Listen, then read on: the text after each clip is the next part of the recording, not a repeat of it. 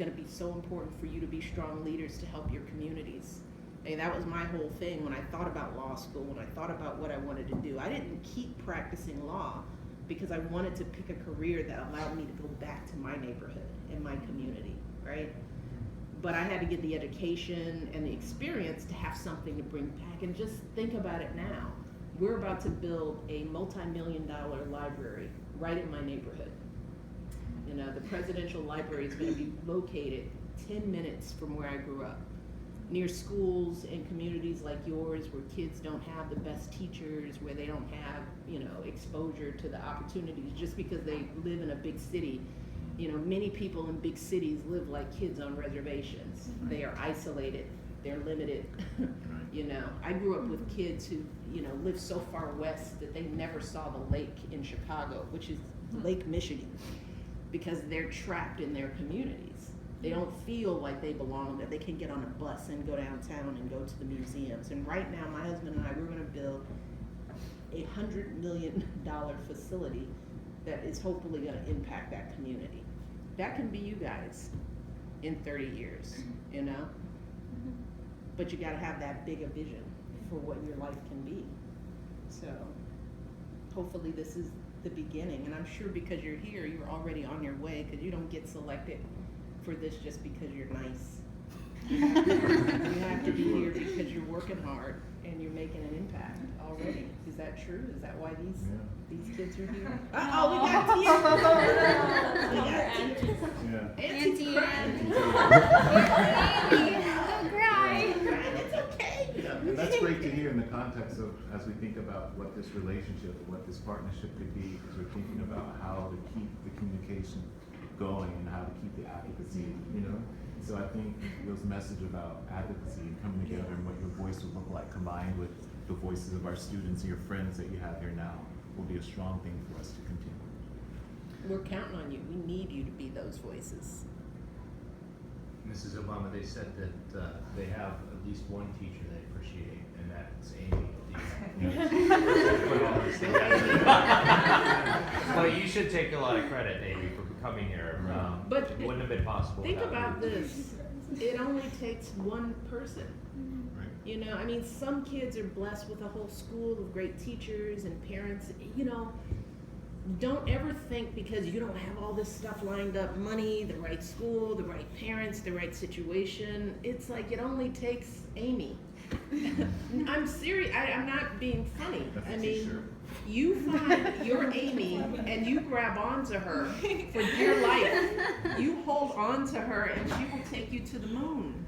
It only takes one person, and it doesn't matter. Was that your phone? It doesn't matter if that's your mother or your father. Look, we all have messed up situations that we come from. You can't live in that. You pick your heroes, the people in your life who are dying to help you, and there will be people like that at every stage. When you go to your fashion school, who's your Amy? You know, when you go to nursing school, who's your Amy? You only need one, and they're out there and they're waiting for you. You go on to, you found him, you grab onto him. This guy, get his number. No, I'm serious about this. Is what networking is. Because when it's time for you to apply for a program or whatever, you've got people who can say, remember I came and I spent this time with the First Lady and so on. That's networking. Yeah. So you were meeting people. The kids at this school know that. They will be like, oh, yeah, hi, my name is. You guys have to be that for yourself. So when you find people who show you a glimmer of interest, you grab them up, you follow up, you email, you text, you keep checking in. You let people know where you are so that when you need help, which we all do, you ask. Okay, because nobody does this alone. No one does. All these kids at Sidwell, they have all this support. And kids like us sit back and think they did it all on their own, and that just because you struggle, because you can't do it on your own, that you're broken somehow. These kids have so much help, and they ask for it.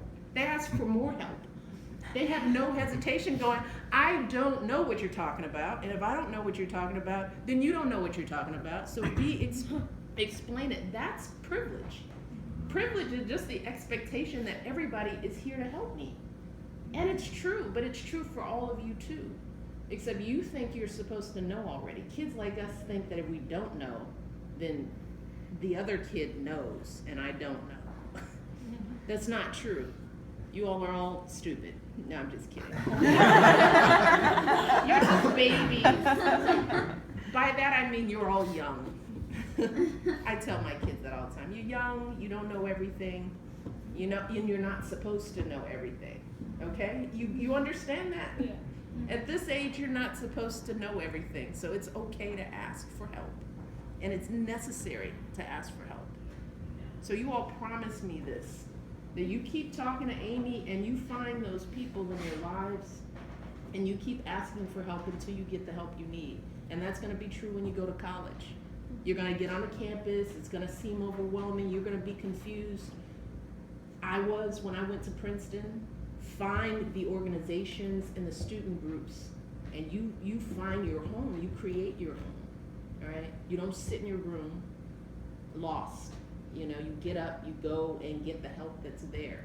Even before you go, you find out to make sure they have places you can go for help, whether it's financial aid. Don't sit by yourself worried about paying for tuition, because somebody might be able to help you. Don't sit by yourself if you're having trouble with a paper and you're finding the work hard. Go find somebody to help you, okay? These kids do it all the time. They have tutors, they have private coaches, they have, but there's a difference in mindset that I want you guys to take with you and know that that's how you get by in life, all right? Wow. So that's my little piece of advice as you go off, because you have to go to college, Right. okay? Right. That you just look at what's going on in the world. You have to have an education. You have to. And there's not just one way to do it. There's a 4-year college, but there are community colleges, there are training programs. You cannot survive in this society with just a high school diploma, okay? So you guys get that right, okay? Get that set, that when you finish with this is just the beginning. This is just that check. Because all these kids, the notion that they're going to college, there is not one student who would think about not going to college here. Not one. Okay? So if you're going to compete, and we need you to compete, you've got to keep getting your education. You've got to, you know, and you don't have to do it in 4 years. You don't have to do it perfectly.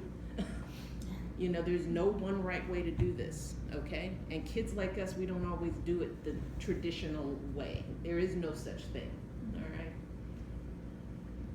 All right, I got as much advice as I can give in this short period Can we of get- time.